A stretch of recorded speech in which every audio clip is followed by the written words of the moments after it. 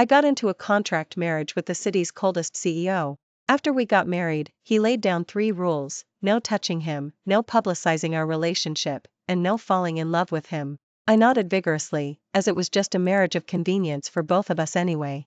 Until one night, when I went to the kitchen for some water and saw him grinning foolishly at my photo, murmuring, "My wife is so beautiful." Me? Question mark. Wait, this plot seems a bit off? Before we continue, please subscribe to this channel and tell us where you're listening from in the comments. Ms. Grace, this is the room Mr. Marcus has prepared for you. The butler pushed open a door with a stoic expression. The decor inside, well, it was as cold as a morgue. Black, white, and gray, with straight lines, not even an extra throw pillow. I, Grace, had gotten married an hour ago to the owner of this house, Marcus, the CEO of Vance. A marriage certificate valid for 1 year. The reason was that my company was facing financial collapse, on the verge of bankruptcy. My Henry, who loved chess, somehow connected with Marcus's grandpa. The 2 grandfathers hit it off immediately, exchanging a marriage contract for a life-saving investment from Vance. And I was the bonus item that got packaged and sent off. Understood, thank you. I forced a stiff smile and dragged my suitcase inside. The door closed behind me, cutting off everything outside. I plopped onto the bed, which was as hard as an iron plate. Pulling out my phone, WhatsApp messages from my best friend Chloe had already flooded the screen. Grace, you really got married? To that ice Marcus? They say the temperature drops 10 degrees within 5 meters of him, and he can yell at executives until they cry and resign during meetings. Most importantly, rumor has it he's allergic to women. This isn't marriage, you're going to live like a nun. I gave a wry smile and typed a reply, for the company, I have no choice. Then you better be careful, or your heart will freeze solid after a year. Looking at the vast, cold room, I couldn't agree more. This wasn't a bridal suite, it was clearly a tomb custom made for me. That night, I wore the most conservative long-sleeved pajamas and huddled under the covers. The master bedroom door opened. I instantly held my breath and pricked up my ears. The footsteps were light, passing my door without stopping, going directly into the study opposite. Good, no trouble. Just as I was about to relax, my phone suddenly dinged. It was a WhatsApp message from Marcus. We had just added each other as friends today, and his profile picture was still gray. His WhatsApp name was his full name, Marcus. As aloof as he was in person. I opened the message, it only contained a few brief words. Agreement. Below was an attached file. I clicked on it, and it was a densely packed prenuptial agreement. In summary, there were 3 points. 1. During the marriage, we will not interfere with each other's private lives. 2. In any public setting, we must not expose our marital relationship. 3. Forbidden to develop any feelings for the other party beyond the contract. I pursed my lips. How ruthless. But it was exactly what I wanted. I quickly replied with one word, okay. He replied instantly, sign, print, leave on the study desk tomorrow. I paused. Replied instantly? The rumored to reply to WhatsApp messages only by chance, actually replied instantly? Maybe it was just a coincidence. I forwarded the agreement to my email, got up, and went to the study to find the printer. The study door wasn't locked. I tiptoed in. Marcus was sitting behind the huge office desk, wearing gold-rimmed glasses, intently looking at the computer screen. He was wearing a black silk robe, collar slightly open, revealing the firm lines of his chest. The light from above illuminated his stern profile, making his contours as deep as a sculpture. I had to admit, that face was indeed top tier. Too bad he was an ice sculptor. I didn't dare to stare, quickly found the printer, printed the agreement, and signed my name. Just as I was about to sneak away, his clear, cold voice suddenly rang out. Stop. My body stiffened, and I slowly turned around. Mr. Marcus? He raised his eyes, his gaze sharp as a knife behind his glasses. At home, call me by my name. Marcus. I whispered. He responded, his gaze falling on the agreement in my hand. Anything else? No, nothing else. I placed the agreement on the corner of his desk and turned to run. Wait. He called me again. I wanted to cry without tears. What did this man want? The yogurt in the kitchen is fresh. He said lightly, his gaze returning to the computer screen. I stood frozen. Yogurt? When I arrived that afternoon, I did see a row of my favorite brand of mango yogurt in the fridge. At the time, I thought the butler had prepared it. Could it be him? Impossible. I shook my head, pushing that absurd thought out of my mind. It must be a coincidence. Yes, it was just a coincidence. This man was Marcus. A human icicle who could carve "keep your distance" on his face. How could he possibly prepare yogurt for me? I fled back to my room, my heart still pounding. It must have been a trick of the mind. I dove under the covers, burying my head, forcing myself to sleep. However, in the middle of the night, I woke up thirsty. I quietly left my room. The living room was dark, with only a faint light coming from the kitchen. Curious, I crept closer and peeked through the door crack. Then, I witnessed a scene I would never forget.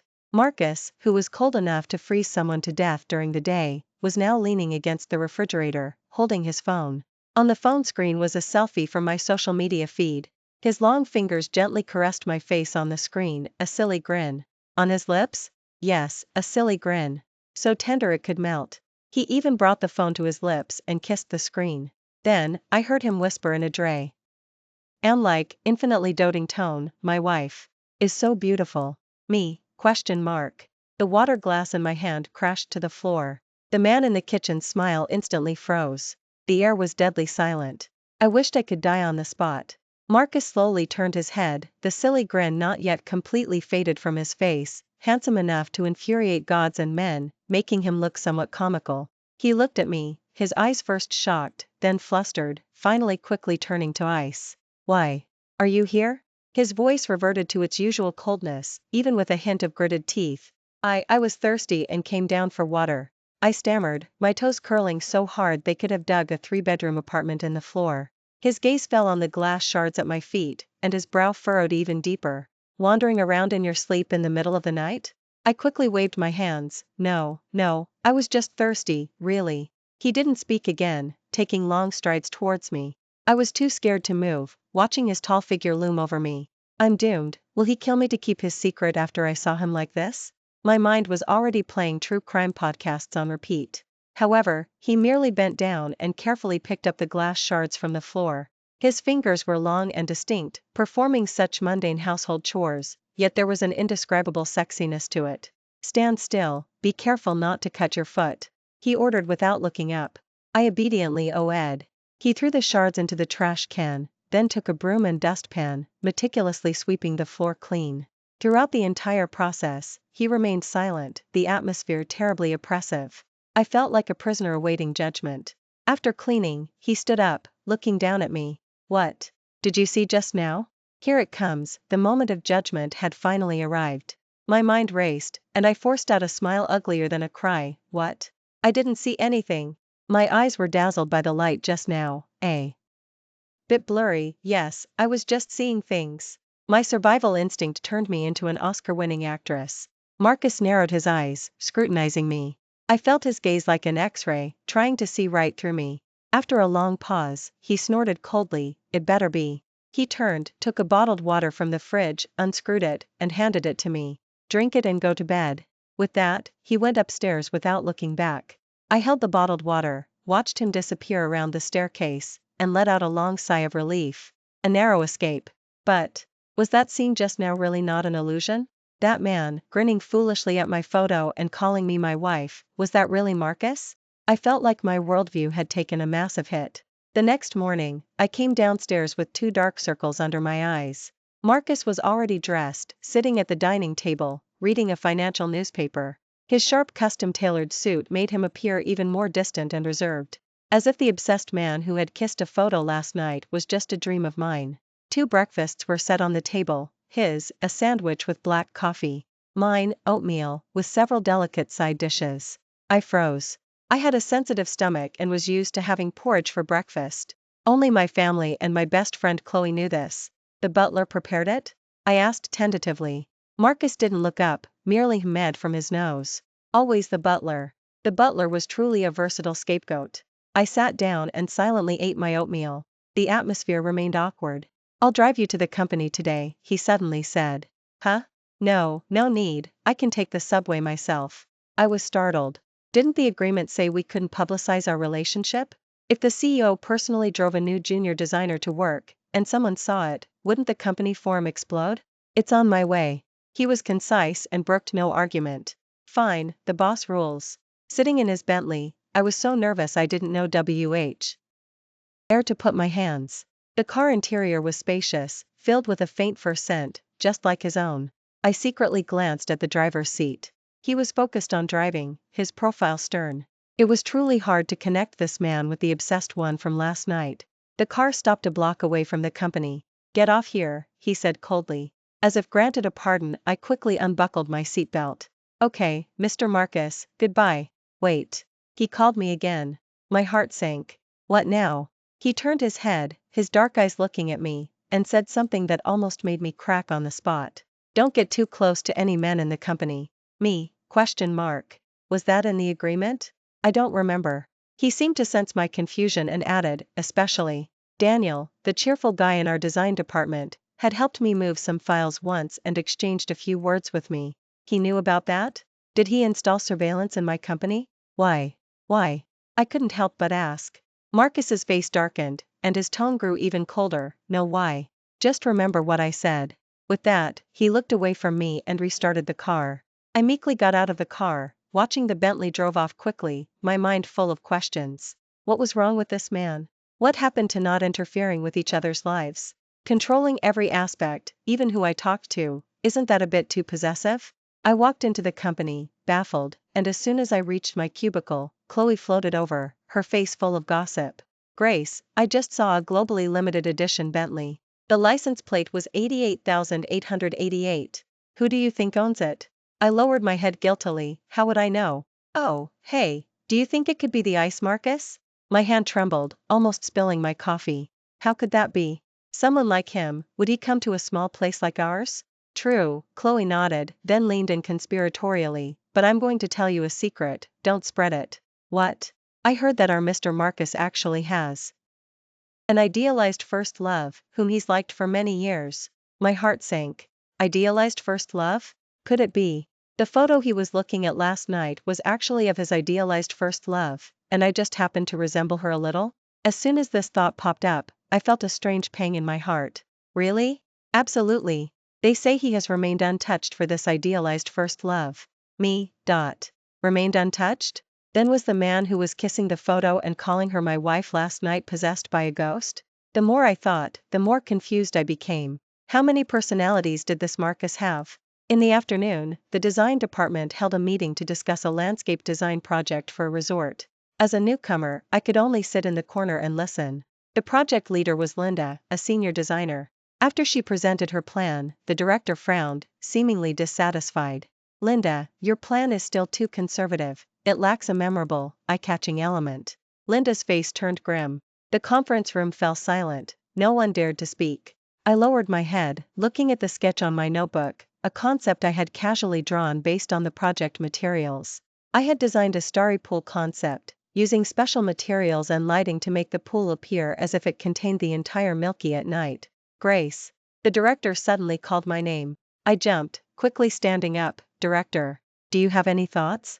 All eyes turned to me, some curious, some dismissive. Especially, whose gaze held clear hostility. What thoughts could a newcomer like me possibly have? I nervously swallowed, glanced at the sketch in my notebook, and decided to go for it. I have an undeveloped idea." I explained the starry pool concept. The director's eyes instantly lit up. "This is a great idea. Very creative." Linda's face completely darkened. After the meeting, the director asked me to refine the sketch and submit it to him tomorrow. I returned to my cubicle, feeling like Linda stared daggers at me. Chloe sent me an "you're amazing" emoji. I replied with shaking in my boots. Nearing closing time, a downpour suddenly started outside. I hadn't brought an umbrella and looked at the rain curtain outside with despair. Just as I was about to call a ride-sharing app, my phone rang. It was Marcus. "Come downstairs." Again, two commanding words. I ran to the company entrance and, sure enough, saw the familiar Bentley. I pulled open the car door and got in, bringing in a rush of dampness. "Sorry, I got your car wet." He didn't speak, just handed me a dry towel. The heating in the car was on full blast, and my frozen hands and feet slowly warmed up. "Thank you," I whispered. The car drove steadily through the rain. I secretly watched him and noticed his left shoulder was soaked. When he handed me the towel earlier, he seemed to have stood particularly close to me. Could it be he was shielding me from the rain? That strange feeling bubbled up inside me again. "Your shoulder is wet," I couldn't help but remind him. He responded faintly, still focused on driving. Back home, I immediately took a hot shower. When I came out, I saw Marcus standing in the living room, seemingly waiting for me. Is something wrong? I asked. He handed me a steaming hot cup. Ginger tea, drink it. I took it, stunned. The cup was warm, and the warmth spread from my palm all the way to my heart. How did you know I had my period? My cheeks flushed. Today was the first day of my period, and after getting caught in the rain, my stomach was starting to ache faintly. Marcus's expression faltered for a moment. He cleared his throat and looked away. The butler told me. Always the versatile butler. I lowered my head and took a sip of ginger tea.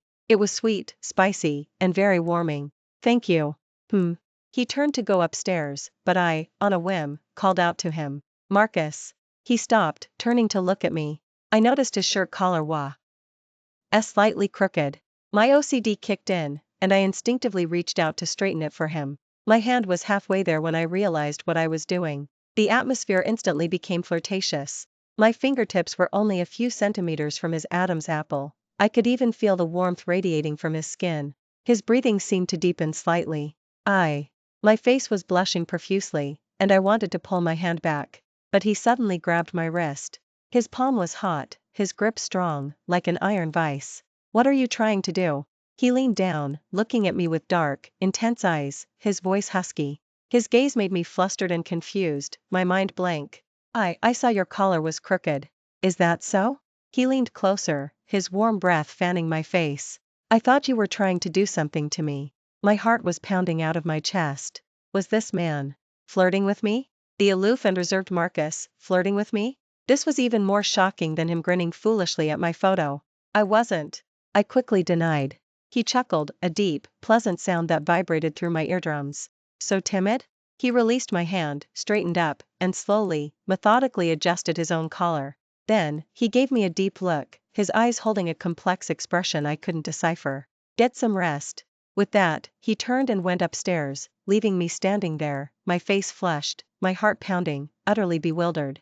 I touched my burning cheeks, feeling that this contract marriage seemed to be deviating from the script more and more. Was this Marcus truly an iceberg, or a volcano waiting to erupt at any moment? The next day, I submitted the detailed design drawing for the starry pool to the director. The director praised it highly and approved it on the spot, assigning me to the project team to work on the case with Linda. Linda's face was darker than the bottom of a pot. I could feel it then. From this moment on, my professional life might not be peaceful. As expected, Linda targeted me at every turn. She sent me to take measurements at the construction site, but gave me the wrong address, making me waste a trip under the blazing sun. She asked me to compile meeting minutes but deliberately withheld the voice recorder, hoping to see me make a fool of myself. Fortunately, I had a good memory and managed to compile the minutes from memory. I endured all these petty actions. I had to swallow my pride. Until, when the project team held a meeting to report the preliminary plan to the client, Linda was responsible for the presentation slides. When she got to the core starry pool section, she casually glossed over it, as if the idea were her own. The representative frowned. This starry pool is very interesting. Can you elaborate? Linda stammered, unable to explain anything clearly. Because all the detailed design was in my head. The director's face darkened. I sat in the corner, clenching my fists. This was a design I had worked on for several sleepless nights. Why should she be allowed to steal my idea like this?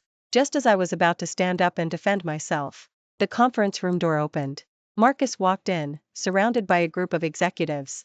The moment he appeared, the atmospheric pressure in the entire conference room instantly dropped to freezing point. Everyone stood up, respectfully calling out, "Mr. Marcus." He walked straight to the main seat without looking aside, his gaze sweeping the room, finally landing on me for a second. "Continue," he said faintly. The director wiped the sweat from his forehead and signaled Linda to proceed. Linda was so nervous her voice was trembling. Facing Marcus's iceberg face, she couldn't even utter a complete sentence. "This starry pool, it's using lighting." "Enough," Marcus interrupted her, his tone filled with unconcealed annoyance. "Such a good idea, and you're explaining it like some cheap knockoff." Linda's face instantly turned a deep shade of purple. Marcus turned to the director. "Who came up with this idea?"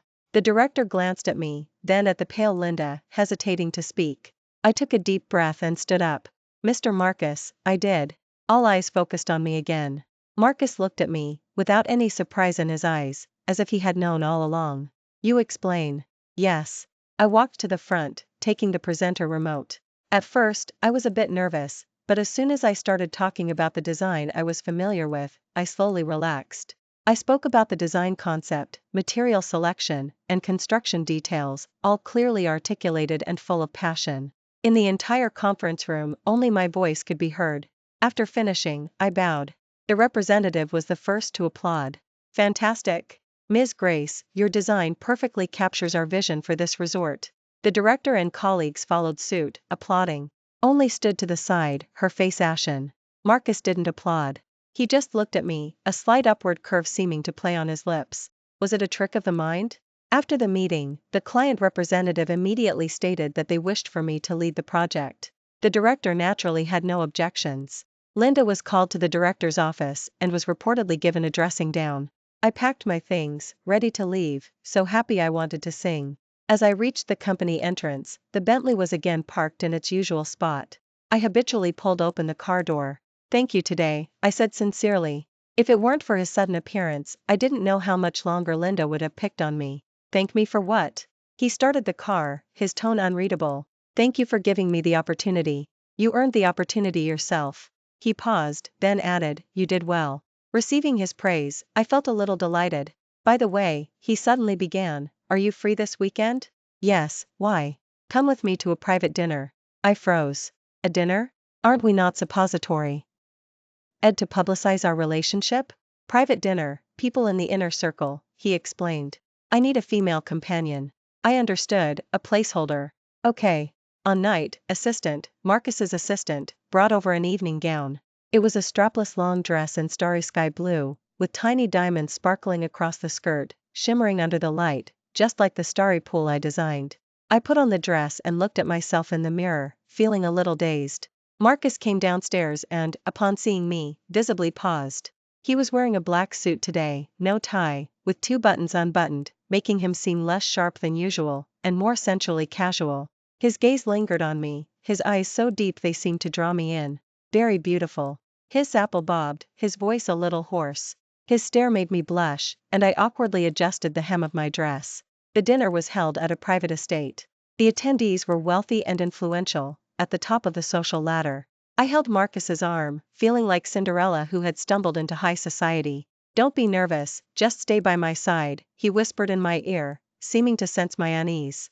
His breath on my ear was ticklish. Throughout the banquet, people kept coming over to greet Marcus. He responded to them coolly, but the hand holding my arm never let go. I became the object of envy for every woman there. Marcus, who is this? A man in a flashy pink suit walked over, looking at me with an amused expression. My wife, Grace, Marcus introduced flatly. This was the first time he had publicly acknowledged my identity, though it was only within this small circle. The man raised an eyebrow. Oh? When did you get married? How come I didn't know? No need for you to know. TSK, still so unlovable. The man turned to me, extending his hand. Hello, Ms. Grace, I'm Tyler. Just as I was about to reach out, Marcus pulled me closer to him, completely ignoring Tyler's hand. She's not used to shaking hands with strangers. Tyler, me, Isn't that a bit too possessive? Tyler didn't get angry, he just smiled even more flirtatiously. All right, your person, you protect her. After he left, I quietly asked Marcus, your friend? Not really. All right. Midway through the banquet, I had some champagne and felt a bit dizzy, so I went to get some fresh air on the balcony. The evening breeze was much more comfortable. As I was enjoying the breeze, Linda's call suddenly came in. Her was tearful. Grace, you bitch. What exactly is your relationship with Mr. Marcus? Did you use immoral means to get into his bed? I frowned. Linda, are you drunk? Drunk? I'm perfectly sober. I'm telling you, I won't let you get away with this. I've already posted my glorious deeds of stealing ideas and seducing a superior on the company forum. Just wait to be inundated with criticism. With that, she hung up. My heart sank. I quickly opened the company forum. A trending post appeared prominently on the homepage, exposing the new green tea bitch in the design department, who climbed the ladder through plagiarism and casting couch tactics. The post depicted me as a manipulative woman who would stop at nothing to get ahead. It also included several photos of me being picked up and dropped off by Marcus's Bentley, taken from extremely flirtatious angles. The comments below had already exploded. Holy crap! Is this for real? She always seemed so innocent. You never know a person's true nature. Can't believe she's like this. No wonder a newcomer like her got the resort project. So she slept her way to the top. Filthy language, too vulgar to read. My hands felt chills as I held my phone. This was Linda's revenge. She wanted to ruin me. A warm suit jacket was suddenly draped over my shoulders. I turned around, meeting Marcus's unfathomably deep eyes. Your hands are so cold? He held my hand, his brow deeply furrowed. What happened? I handed him my phone, my voice trembling. AF. Reading the post, his face instantly darkened to a point where it could drip water. The air on the entire balcony seemed to freeze. Don't be afraid, he pulled me into his embrace, gently patting my back. You have me. His embrace was warm and strong.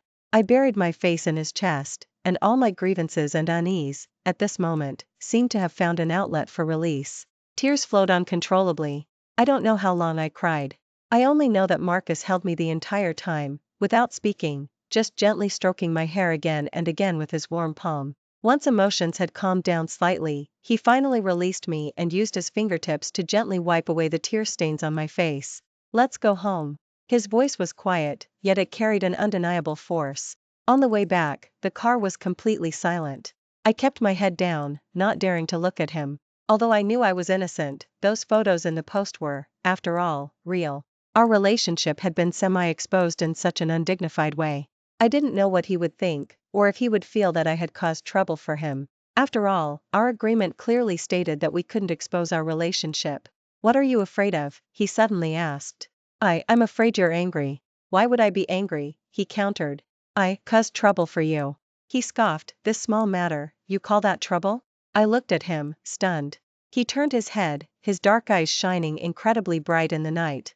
Grace, remember this. As long as you are Marcus's wife, even if it's just for one day, even if the sky falls, I'll be there to support you. My heart skipped a beat. Back home, I sat on the sofa, restless and uneasy. Marcus, however, went directly into his study. I could hear him on the phone inside. His voice was low, but his tone was icy, filled with a sense of pressure. What is the PR department doing? In half an hour, I want that post and all related comments to disappear from the internet entirely. Track down the poster's IP address, and as for Linda, I don't want to see her in the company tomorrow. Have the legal department prepare, I want to sue her until she loses everything. My pounding with fear as I listened. Was this the ICE's method? He was ruthless indeed. Half an hour later, Marcus emerged from the study. It's handled. He walked up to me, looking down at me. Go to sleep. That. Linda. She will pay the price for her actions. He cut me off. That's not something you should worry about. I looked at his stern profile, my heart filled with mixed emotions. He seemed to be protecting me. This feeling of being unconditionally protected was unfamiliar, but also reassuring. The next day was Monday. I arrived at the company with an anxious mood. As soon as I entered the office, I felt the atmosphere was off. My colleagues' gazes were filled with sympathy and awe. Chloe rushed over immediately, pulling me to a corner. Grace, are you okay? I saw all the posts on the forum, I was so mad. I'm fine, I shook my head. How can you be fine? Chloe said, so excited her voice was cracking. But you're amazing. Do you know that last night, all posts and comments about you on the forum were completely deleted? Not a single word left. It was so fast, like a hacker attack. My heart fluttered. And this morning, Linda was called in by HR first thing, and I heard she was directly fired. And the company is suing her for defamation. Chloe spoke animatedly. It's so satisfying. Everyone's guessing if you have some incredibly powerful figure helping you from behind. I gave a dry laugh, saying nothing. The powerful figure was sitting in his office upstairs. After this incident, no one in the company dared to openly target me anymore. Some even started to flatter me. My professional life suddenly became smooth sailing. And the relationship between Marcus and me also underwent some subtle changes. He no longer deliberately kept his distance from me as he had at first. We started acting like a normal couple, having meals and taking walks together. He would remember a cake I casually mentioned wanting from a certain shop and buy it for me the next day. He would always leave the living room light on, waiting for me when I worked late. He wasn't a man of many words, but everything he did made me feel warm. I realized this iceberg seemed to be melting for me, little by little. And my heart, too, was slowly falling for this unique affection. One day, the company organized a team building event, a basketball game in the outskirts. As an absolute amateur at sports, I could only sit on the sidelines as a cheerleader. The guys from the design department were getting utterly crushed by the marketing department. Daniel, panting from exhaustion, ran over to me for a drink of water. Grace, want to give it a try? Just to warm up a bit. Just as I was about to refuse, a cold voice came from nearby. She won't. I turned around and saw Marcus, who had arrived unnoticed, standing not far away. His face was thunderous. Why was he here? Didn't he never participate in these kinds of group activities? The entire court instantly fell silent, and all eyes turned to us. Marcus strode over to me, took off his suit jacket, and tossed it to me. Hold this. Then, he unfastened his shirt cuffs, rolled up his sleeves to his elbows, revealing a muscular forearm. He took the basketball from Daniel's hand and weighed it. I'll play. The crowd erupted. Mr. Marcus was going to play himself? What kind of unbelievable scenario was this? Marcus stepped onto the court, and the entire atmosphere of the game changed. He was like an awakened leopard, full of aggression. Dribbling, dodging opponents, jumping, shooting. His movements were fluid and seamless. A beautiful three-pointer, swishing through the net. A deafening cheer erupted from the crowd. I clutched his suit, staring intently at the man sweating it out on the court. He looked like he was glowing. The rest of the game became his personal show. After scoring, he would habitually lift his jersey to wipe away sweat. His 8-pack abs and V-line were clearly visible in the sunlight, causing the female colleagues on the sidelines to cover their mouths and shriek. And every time he made this move, his gaze would sweep across the court and lock precisely onto me. That look was full of provocation and showing off. His gaze made me blush and my heart pound, so I could only pretend to be looking at the scenery. The game ended, and Marcus's team won without a doubt. He was surrounded by his teammates, like a king. I thought he would go celebrate with his teammates. Instead, he pushed through the crowd and walked straight towards me. Under the gaze of hundreds of people from the entire company, he walked up to me and placed the basketball he was holding into my arms. Then, he lowered his head, held the back of my head, and kissed me fiercely. My mind went blank with a buzz. The surrounding screams and gasps seemed to fade into the distance. In my world, there was only his dominant, sweat-tinged kiss left. This kiss was dominant and passionate, carrying an undeniable intensity, as if it wanted to consume me entirely. My brain completely shut down. I could only foolishly hold the basketball, letting him assert his dominance in front of the entire company. I don't know how long it was before he slightly released me, his forehead resting against mine, his breath hot. Now, everyone knows. He looked at me, emotions I couldn't decipher swirling in his dark eyes. You're mine. I looked at his handsome face, so close to mine, and my heart was pounding out of my chest. The colleagues around us had gone wild. Ah! What did I just see? Mr. Marcus kissed Grace. What kind of idle drama plot is this? So, Chloe even exaggeratedly clutched her chest, looking like she was about to faint. My ship is real. It's real. Marcus pulled me away, and we escaped the scene under everyone's gaze. Sitting in the car, my face was still burning hot. You're crazy? I stammered. Didn't we agree? The agreement is void. He interrupted me, his tone leaving no room for argument. Huh? From now on, there's no agreement, no contract. He turned and looked at me seriously. Grace, I want you to be my true wife. I was stunned. Was this a confession of love? I opened my mouth but didn't know what to say. I know you're confused right now. He reached out and gently stroked my cheek. I'll give you time to think. But my answer will never change. The car drove all the way back home. I stumbled into the villa in a daze, feeling like I was dreaming. Marcus, that lofty iceberg CEO, actually liked me? How was that possible? That night, I lay in bed, tossing and turning, unable to sleep. My mind was full of that dominant kiss from earlier and his words, I want you to be my true wife.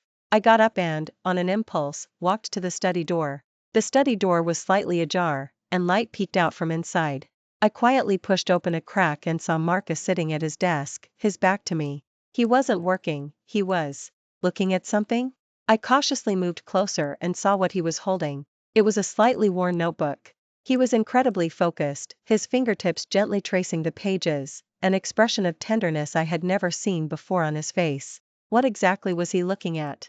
Just as I was about to get a clearer look, my foot accidentally bumped the door. Who's there? Marcus alertly closed the notebook and turned around.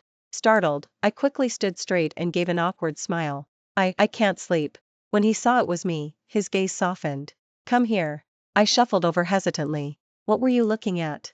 I couldn't help but ask curiously. He paused for a moment, then handed me the notebook he was holding. See for yourself. I took it, puzzled, and opened to the first page. Elegant handwriting met my ES. X/20XX, Sunny. Today at the university library, I met a very strange boy. He was sitting right across from me but kept his head down, not daring to look at me. Only when I was leaving did he secretly look up, and I caught him red-handed, his ears turned red, so adorable. My heart gave a sudden leap. This handwriting. It's mine. This was my university diary. How could I not remember writing this? I continued turning the pages.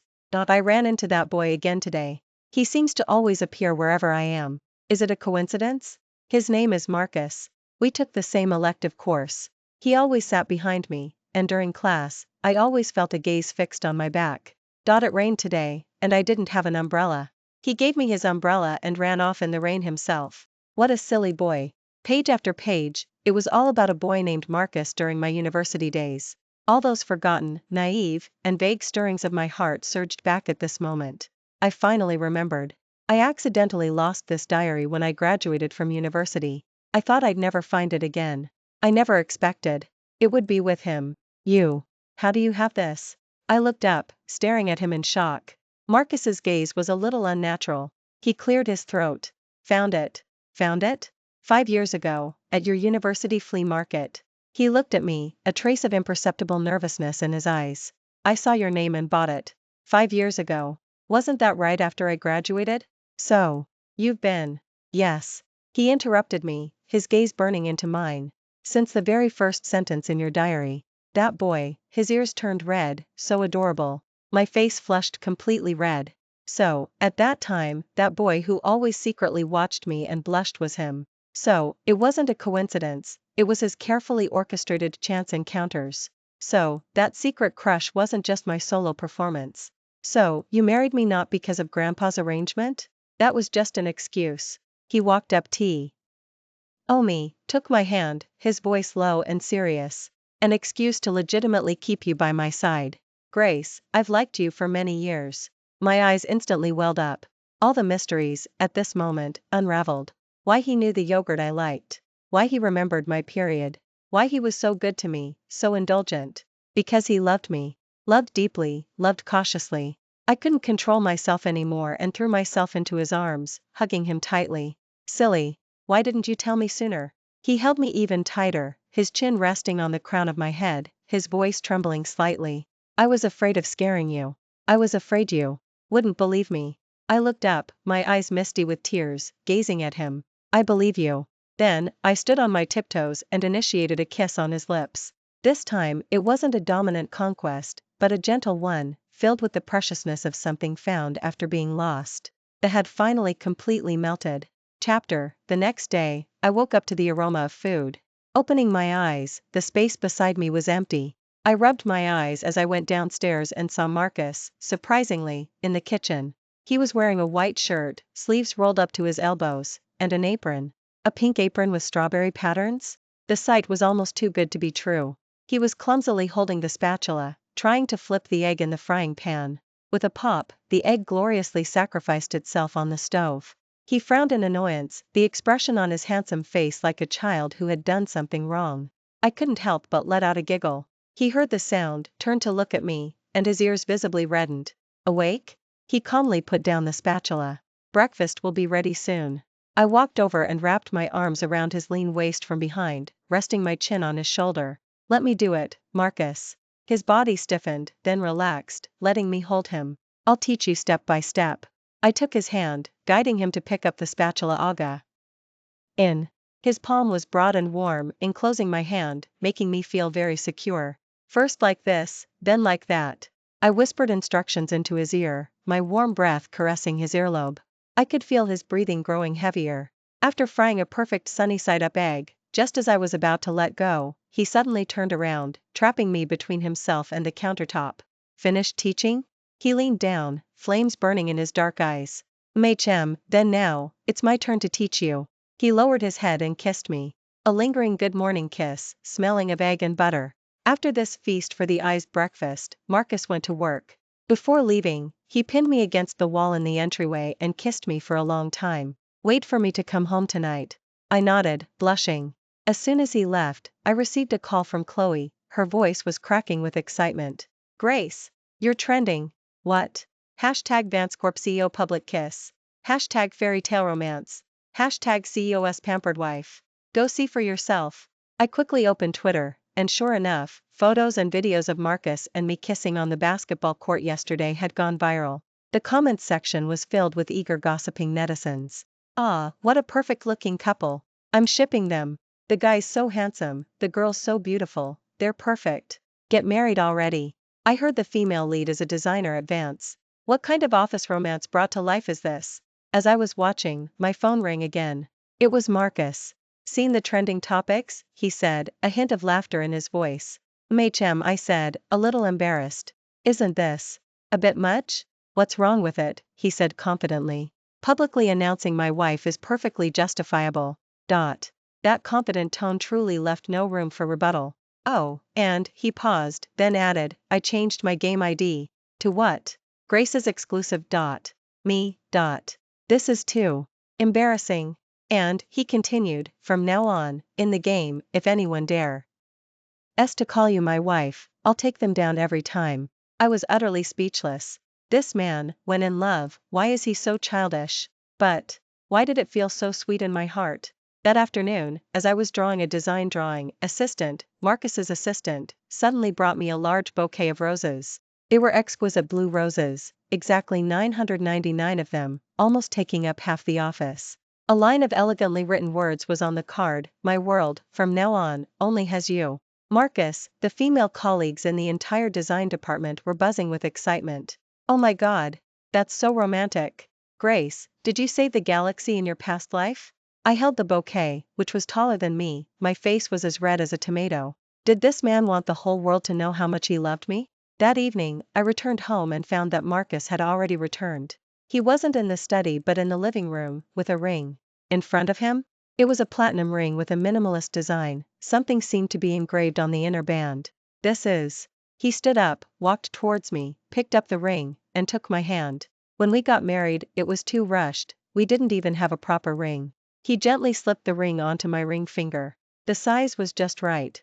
Grace, he knelt on one knee, looking up at me, his gaze devout and deeply affectionate. Although we've already got married, I still owe you a proper proposal. Will you discard that ridiculous agreement, let go of all worries, and truly marry me? My flowed uncontrollably once more. I nodded vigorously. I do.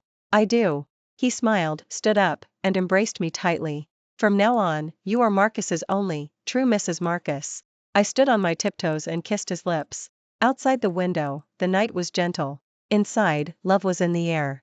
I knew that from this moment on, the rest of my life would be tied together closely with this man. Never be separated again. Chapter, our wedding was grand and solemn. Marcus all the best things in the world to me. He said he wanted to give me a wedding that every woman in the world would envy.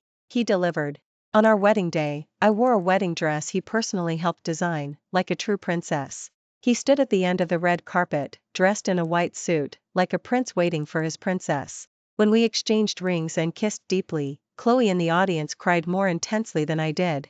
Married life was sweet, like soaking in a honey jar. Marcus had completely transformed into a doting husband. He remembered my preferences better than I did. A casual remark from me, he would always take to heart. One time, watching a food show on TV, I casually said, I'd love to have a gourmet feast. The very next day, he brought in a Michelin 3-star chef to prepare a gourmet feast for me at home. He pampered me into a useless person unable to care for herself. Every morning, even before I was fully awake, he would squeeze out my toothpaste and adjust the water temperature for me. Then, with a lingering good morning kiss, he would fully wake me up. My way of recharging, he whispered in my ear, his voice husky. He mandated that the entire company wear matching t-shirts for team building, but when they were handed out, only his and mine were couples matching colors. They featured cartoon versions of him and me, holding hands. His media feed, which had been blank for ages, was now filled with my photos. Me eating, me working, me sleeping. The caption was always 2 words, mine. causing his friends to howl and protest in the comments. Tyler, boss, please be a decent human. Who can live at this hour of the night? Marcus replied, singles wouldn't understand. Tyler, dot. He even added another suffix to his game ID, Grace is exclusive, whoever tries to steal her, dies. Then, in the game, he actually hunted down every player who called me wife in the game for 3 days and nights. As a result, my name is now a forbidden word in the game. I was torn between laughter and tears, calling him childish. But he seriously said, no one is allowed to touch what's mine, not even a little. This yet sweet possessiveness made me utterly powerless to resist. One time, we went to my parents' house for dinner. My parents watched Marcus, who was considerate and kept serving me food, their jaws nearly dropped. They simply couldn't connect this devoted husband in front of them with the rumored cold-blooded and ruthless ice. After dinner, my mom secretly pulled me aside. Grace, tell mom honestly, Marcus. Do you have some dirt on him? Me, dot. Mom, isn't your imagination a bit too wild? A year into our marriage, I was pregnant. Marcus was as nervous as a warrior facing the end of the world. He canceled all unnecessary work and stayed by my side every day. He read bedtime stories for the baby to me and massaged my swollen calves. When I craved spicy ramen in the middle of the night, he didn't hesitate. He got dressed and rushed out to buy it for me. The day the baby was born, it was an adorable daughter, who looked like me, but with his eyes. Lying in the hospital bed, I watched that a tall man, over 6 feet, carefully holding the tiny, soft baby. His eyes were red-rimmed. Wifey, you worked hard. He walked over and pressed a kiss on my forehead. I shook my head. It wasn't hard, it was wonderful. When it came to change diapers for the baby, both of us were clumsy and made a mess. In the end, they decided to play rock paper scissors to see who would do it. The winner was responsible for feeding each other fruit and cheering each other on. The scene was momentarily hilarious. When our daughter was 3, there was a parent-teacher conference. The teacher saw me alone and thought I was a single mother. Her eyes were full of sympathy. Halfway through the meeting, the conference room door was pushed open. Marcus in from outside. He had just come from an international video conference and was still wearing a crisp suit. He walked to my side, pulled me into his embrace in front of all the teachers and parents, and solemnly announced, I apologize for being late. Let me introduce myself, I am Grace's husband, and Sophie's father. The entire room fell silent. The teacher's jaw dropped. That evening, the 3 of us lay in bed. Sophie was sleeping in the middle, her even breathing audible. Marcus held me from behind, his chin resting on my shoulder. Wifey. Thank you. For what? Thank you for appearing in my life, for turning me, an ice, into fire. I turned around and hugged him back. Thank you too, for loved me for so many years. We a smile, and amidst Sophie's sweet slumber, shared a tender kiss. Outside the window, the stars twinkled brilliantly. I thought, this must be what love looks like at its best. From a cautious secret crush to a well-known passionate romance. From a cold agreement to a warm home. I was fortunate I hadn't missed him. And also fortunate that he always waited for me in the same place. Please, leave a rating for this story in the comments, on a scale of 1 to 10. It means a lot to me. Thanks for watching today's story. If you liked this video, please give it a thumbs up and share it with your friends. We'd love to hear your thoughts in the comments, so feel free to share your views, and don't forget to subscribe to our channel for more exciting stories. See you next time.